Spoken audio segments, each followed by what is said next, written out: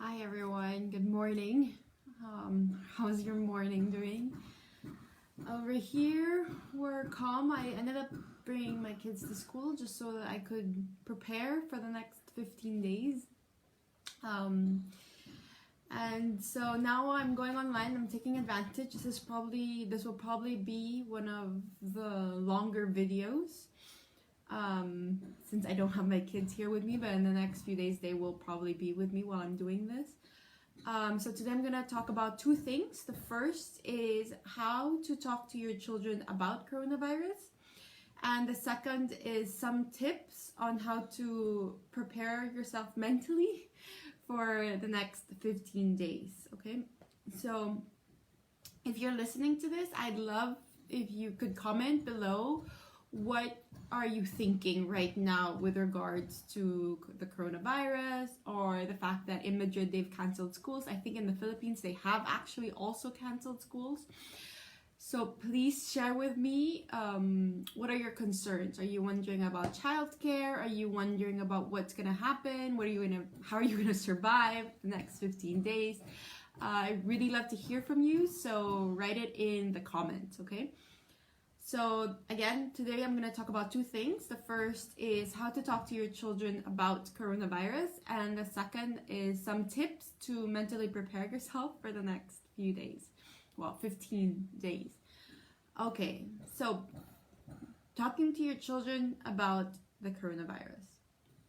Now, before you even begin to talk to them, I suggest that you first process your own anxiety about what's going on, right? Because ideally, when we do talk to them, we're able to talk to them from a place of calmness, of security, of a sense of safety, right? And we won't be able to do that if we ourselves do not feel that way, at least in that moment. Because if we're talking to them and we haven't processed our own anxiety about what's going on, then that's just something that we may pass on to them, right? So if this is a topic that does concern you, then I suggest you really look at that and you do the work within yourself before talking to your child. If you need some ideas of how to do it, what helps me personally is meditation. So I've actually asked a friend of mine who is a meditation teacher, and she's also a parent in Madrid, so she knows how most of us are feeling, to do a guided meditation on anxiety. I hope I can share that with you soon. But meanwhile, so what you can do is when you're feeling anxious, just really feel it in your body, not just think, don't get stuck in your thoughts of what's making you anxious, but try to notice how that shows up in your body. In my case, when I'm feeling anxious, I notice I feel it here in my throat and in my jaw, like my teeth get like really clenched. So that's how it comes up in my body.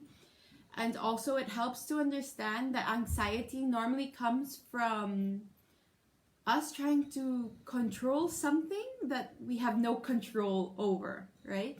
So in this case, it could be the fact that we want ourselves and we want our children to be healthy, and while there are lots of things that we can do to try to prevent them from getting sick, at the end of the day that's also not in our control. So that's sometimes where the anxiety comes from. So aside from meditation, another thing that you can do is to talk to someone, right? Talk to a friend, talk to your partner.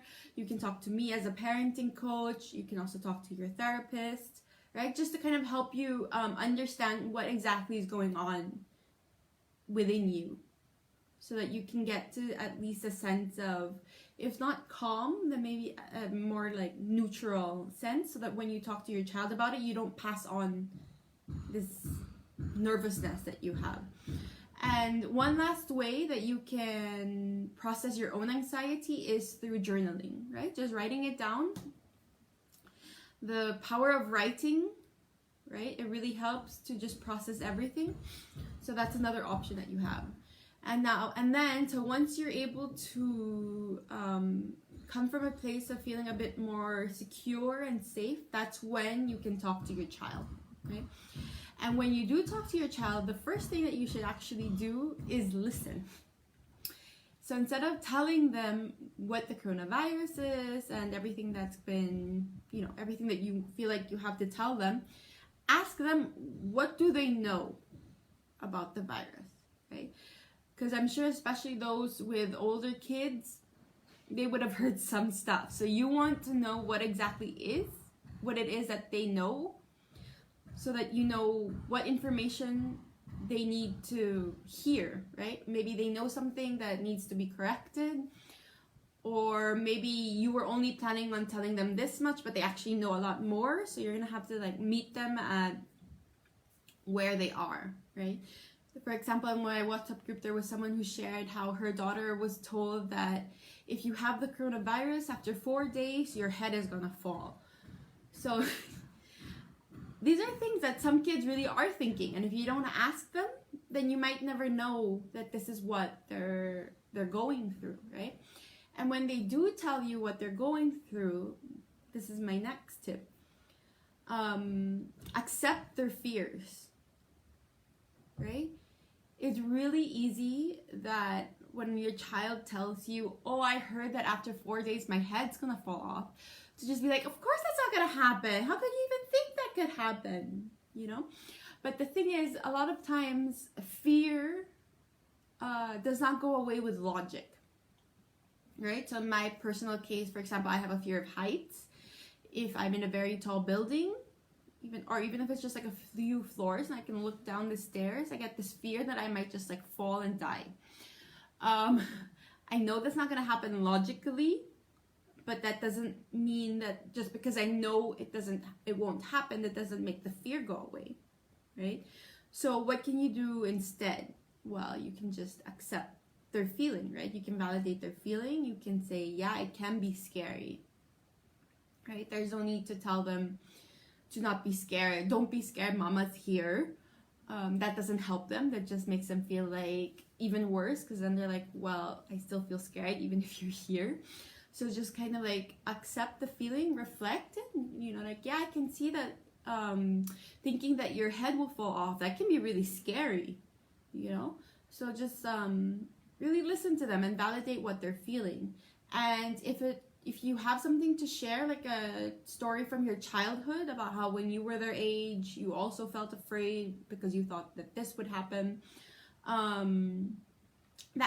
that's really helpful as well, so that they know that they are not alone in this fear. Another tip is to talk at an appropriate age level, right? My daughter, for example, she'll be 4 next month. So I wasn't really planning on getting into the details of what exactly a virus is and how did it come and that whole thing. I was just going to tell her that it's something that makes us sick and that we can help prevent it by washing our hands, for example. But you know your child best. But just remember that your child is still a child. So just be ready to meet them where they are and at the correct age level. Now, another thing to keep in mind when talking to them is to frame the current school closure as something positive, right? Don't try to instill this fear that they might have about the crowds or the germs, or just present it more as something that, in my case, again, my daughter will be 4, so adjust. What I plan on telling her is that there are lots of people who are getting sick, so they're closing the schools so that the people who are sick can stay home and rest, while the people who aren't sick won't get sick, right? And this is a wonderful time that we will be able to spend together. So just try to frame it as something positive and try not to scare them. Hi, thank you for listening. Guru Singh. What was I? Yeah, so, and the last thing that I want to say when talking to your kids about the coronavirus is to offer reassurance, right? As their parent, remind them that you do things to keep them safe and healthy, For example, you buckle in their seat belts, you feed them nutritious food, right? So it's your job as their parent to keep them safe and healthy, and that right now they are safe, and you will do everything possible to keep them safe, right? Just kind of give them that reassurance that while this might be happening outside, I am safe. Okay? Now, so again, when you're talking to your child, the tips that I share are, first of all, process your own anxiety so that you're able to come from a place of security when you talk to them. And then when you do talk to them, begin by asking them what they know about the virus, accept their feelings, talk at an age-appropriate level, right? Remember who you're talking to exactly and what may or may not be helpful to them. And frame the school closure as something positive. And finally, offer reassurance, right? That they are here, they are with you, and they are safe. It's okay for them to feel afraid, but you will do everything that you can to keep them safe. So that's the one thing I wanted to talk about. And the second thing that I wanted to talk about also was how to kind of mentally prepare yourself for the next 15 days, right? In one of the this is in the Facebook group that I'm in, the moms are already sharing all their ideas for arts and crafts, or they're sharing movies and TV shows that their kids can watch. So what I'd like to say about this is to manage your expectations. Okay? Especially, so I'll start with the arts and crafts. Remember, in our house, personally, arts and crafts can be a very stressful moment. We don't do it as often as maybe a lot other people do. I don't know, or maybe we don't do it as often as I think we should. I think we do fine. Just because of that, just because it's a very stressful moment it's not even just like me trying to control, but it's just like the mess. It's the mess. I can't stand the mess.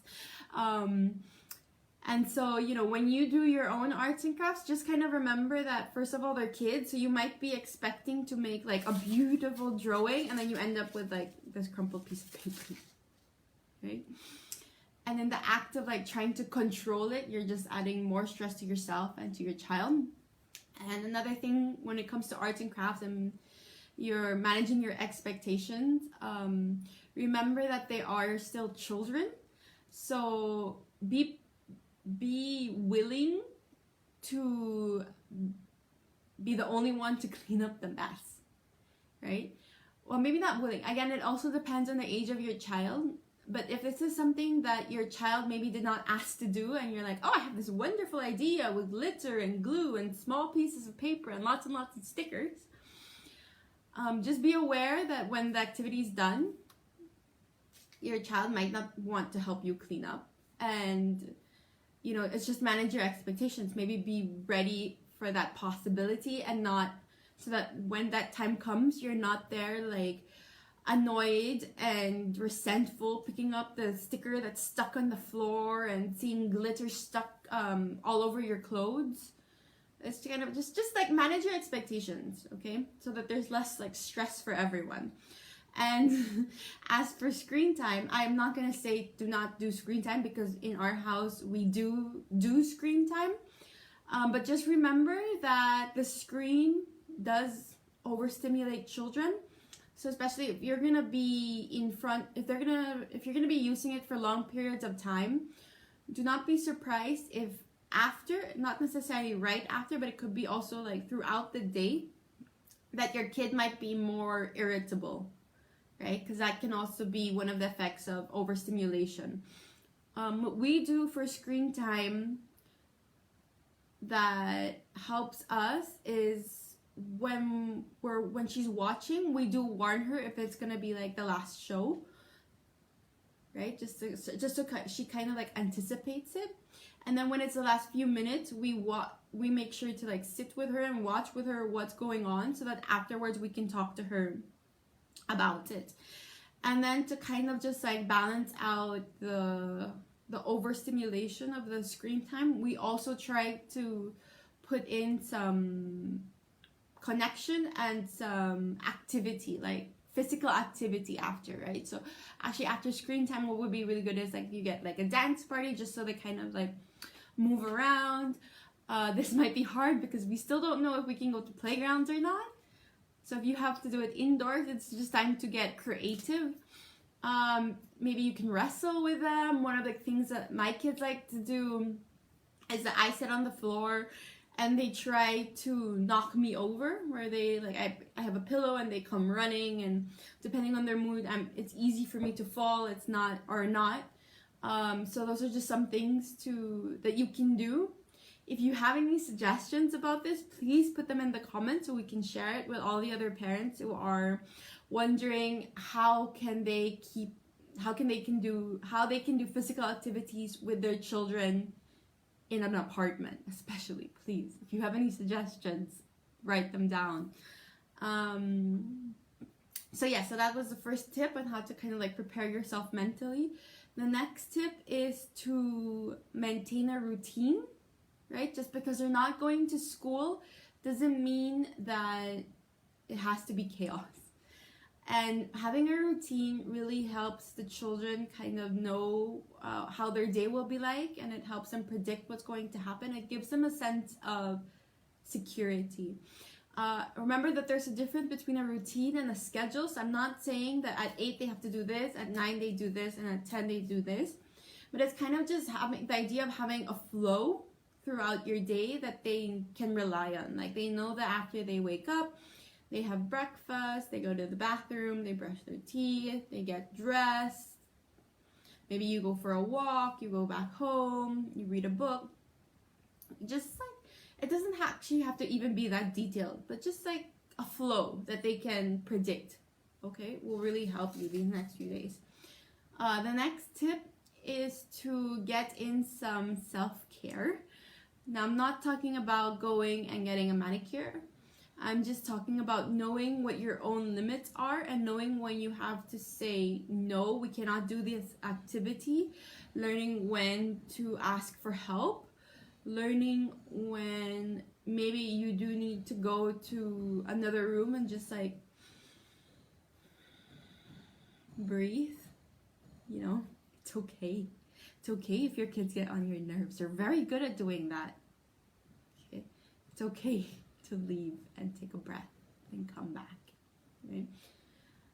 If you have any suggestions of this type of self-care that you can do with kids, self-care that will kind of just like protect your own mental boundaries, please share them in the comments. This is probably something that I will go back to over the next few days as well, because I think it's something important, right? Just because we're with our kids 24/7 does not mean that we don't get to do self-care. There are many ways that we can do it. It might even just be having a nice shower. I know for me personally, that's one of the things that I do when I feel like I need some self-care. It's just closing the bathroom door, making sure no kid enters, and just taking like a nice relaxing shower. So that's the third tip. And the last tip is to really take this time to connect with them and observe their play, right? I notice a lot of parents are wondering, what am I gonna do with them for the next 15 days? You know, they're starting to think about all the things that they have to have scheduled or all the activities that they have to plan. And I would really like for you to take these 15 days as a time that you and your children can just engage in some free play. Yeah. Instead of thinking about what are we going to do these next 15 days, try to think of it as, what can my child teach me, or what can I learn about my child in the next 2 weeks, right? What do they like to play with? What do you think they're thinking while they're playing? Do you see any patterns in what they like to play? Or, you know, just, I don't know. A lot of times we we don't have the time to spend just not doing anything with our kids, right? We're always trying to get to one place to another, or trying to get this thing done and this other thing done. So I think that one nice thing that we could do about the next 15 days is to kind of really use it as a moment for us to reconnect with our children and really get to know them at a deeper level, and just really build on that relationship that we have with them, and try to let go of all the pressure to go anywhere and to be in school on time, because we no longer will have that pressure for the next few days. So again, the tips that I'm sharing here are to manage your expectations, maintain a routine, get in some self-care, and use this moment as a chance to connect with your children and really observe them. I'll be coming back on tomorrow. Will be talking about, my idea is to talk about hand washing. Probably something that all of us should be doing more, and probably also something that we are stressed that our children are not doing enough. So that is what I'm thinking about talking tomorrow. But if something else comes up that I find more interesting or more helpful, I will probably talk about that as well.